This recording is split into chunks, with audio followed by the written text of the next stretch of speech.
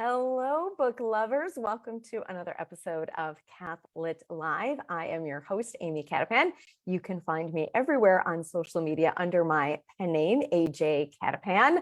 My guest tonight is the first of two picture book authors that I'm going to be bringing to you this month. So I hope that you've got maybe some little people in your family who might be interested in some picture books, but also picture books sometimes can have a broader audience. So I'm going to ask tonight's guest about what she thinks might be the audience for her new picture book. So my guest tonight is Cathy Gilmore. I actually was supposed to have her on for one of the first books in this picture book series, and I ended up having her illustrator on instead. Cathy had some other things she had to take care of at that time, but I'm happy to have Cathy with me tonight. So if you go back earlier in my Cath-Lit Live episodes, you'll actually hear from the illustrator of the series. Tonight we get to hear from the author.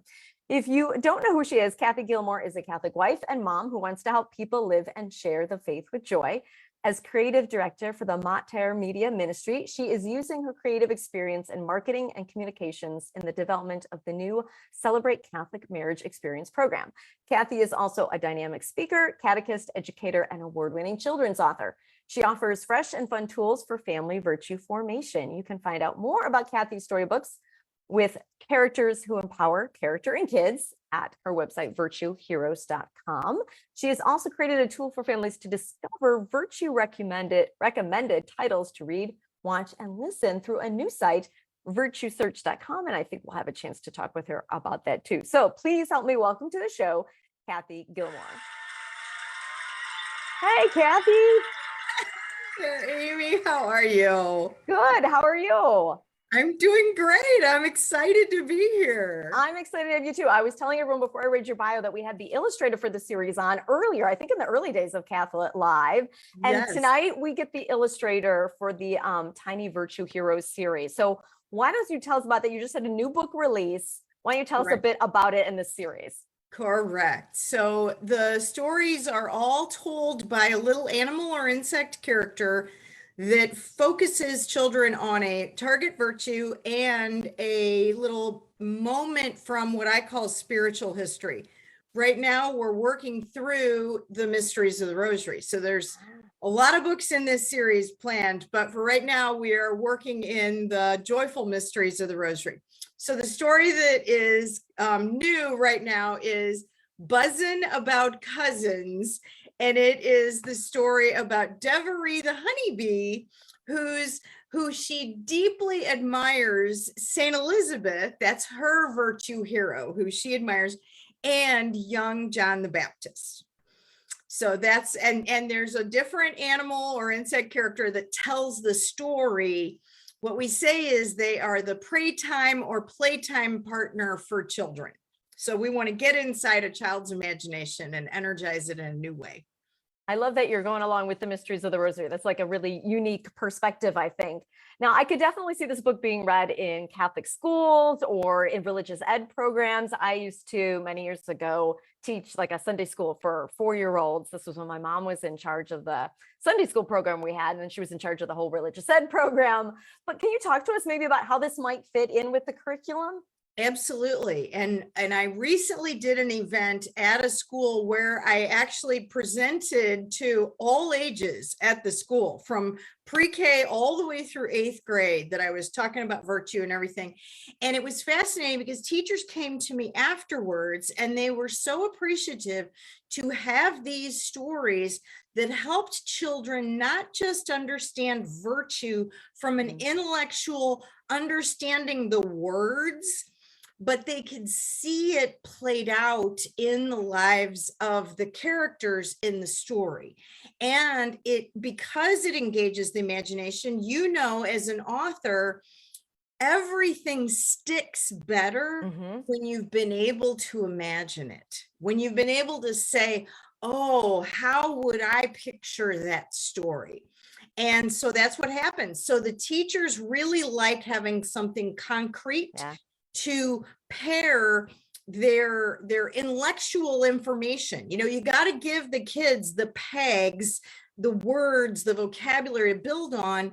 But then if all it is vocabulary, then it doesn't mean as much. Virtue is something we live in our life. Virtue, we hope, is a lifestyle. Well, you got to get this into the lifestyle of a child through stories and imagination. Absolutely, absolutely. Kind of wrote a whole dissertation related to that. So I know a little bit about the power of story as it relates to our emotional growth, really. Right. So let's talk about this. You said you presented to like the whole school. What was it, K-8, did you say? Yes. Okay. So is there a target audience, how might it expand beyond that target audience age? Well, what's beautiful is so many parents nowadays, even when I started this project, I didn't have a good virtue vocabulary of the words and how to use them and live them and all that kind of stuff. So what happens is this very approachable little storybook that, like in the case of Devoree, she's telling the story of the Visitation and Elizabeth and Mary and the joy. We want to really feel the joy of this joyful mystery. Anyway, and then we get a peek in at the joy of John the Baptist's young life as a toddler. So we're imagining that he loves taking baths, that he has a camel's hair cape, he hunts and eats locusts as a snack. Of course he does. It's so fun. But anyway, this not only helps the child engage with this virtue and this story and this mystery, it actually helps the grown-ups at the same time. So whoever is reading the story to the child, their own imagination, their own engagement is enriched. I mean, I am telling you, there are times when I get distracted when I'm saying the Rosary, and I call and I think of my little animal and insects, and I'm like, okay, bring me back. So truly, does the bee start buzzing around your head, Cath? Absolutely, yes. But it is truly a way that we can, and it's also the kind of thing where educators are like, how do I reach young parents that aren't as engaged with their faith? They might have their kids at a school, but they aren't as plugged in themselves. Well, these stories are a beautiful, very gentle way of evangelizing the parents at the same time as the child, and grandparents like that as well. So now tell me about how this fits into your whole virtue thing, because I've known you for a number of years. I know virtue is a thing that you're very interested in. You've got this virtue website. Tell us a bit about how this fits into your whole virtue program. Absolutely. Yes. God hit me over the head about 6 or 7 years ago saying, virtue needs to be the new standard for our entertainment. And then, like silly me, I was like, okay, let's do this. And it's been a very interesting journey. So the way that this has taken shape now is there's a website that has been created called Virtue Search.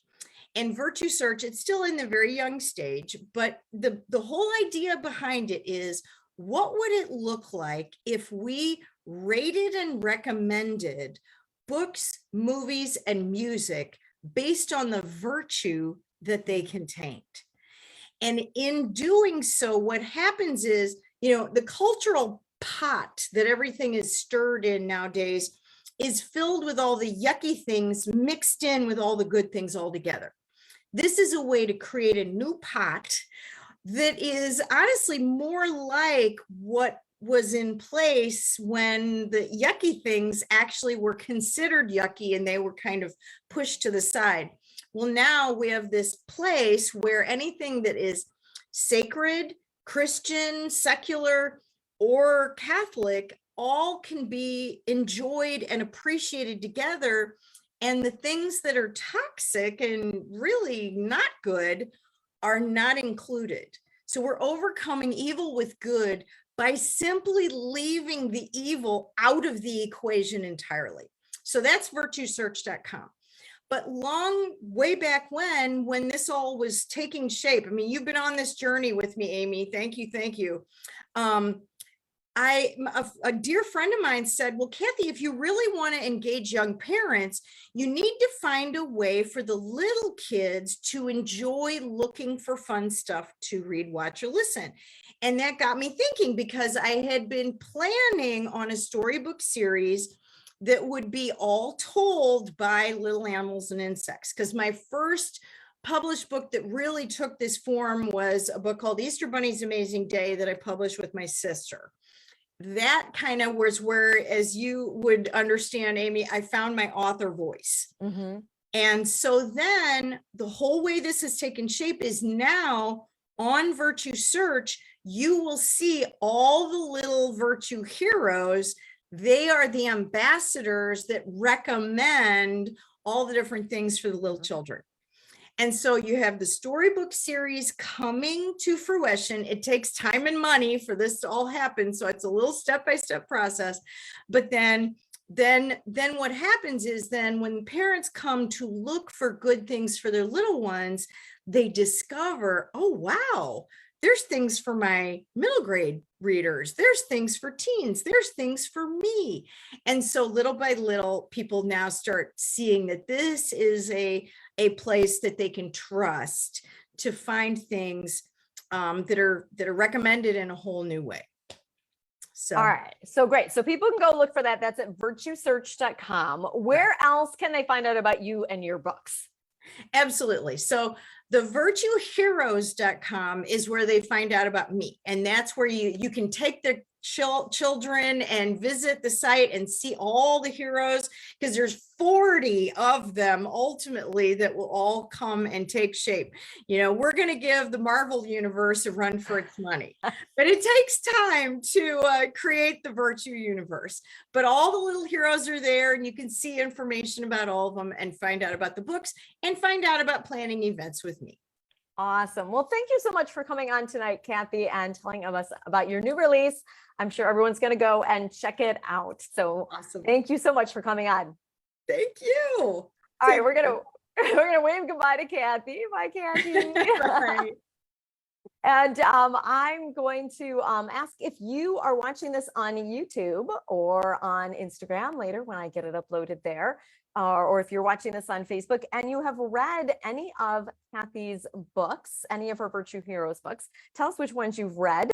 And if you're watching this on YouTube, don't forget to like and subscribe, because I do have another picture book coming to you later this month and a whole bunch of interviews. I've got so many authors coming up. I am booked months in advance now with interviews. So until next time, I am simply going to wish you happy reading.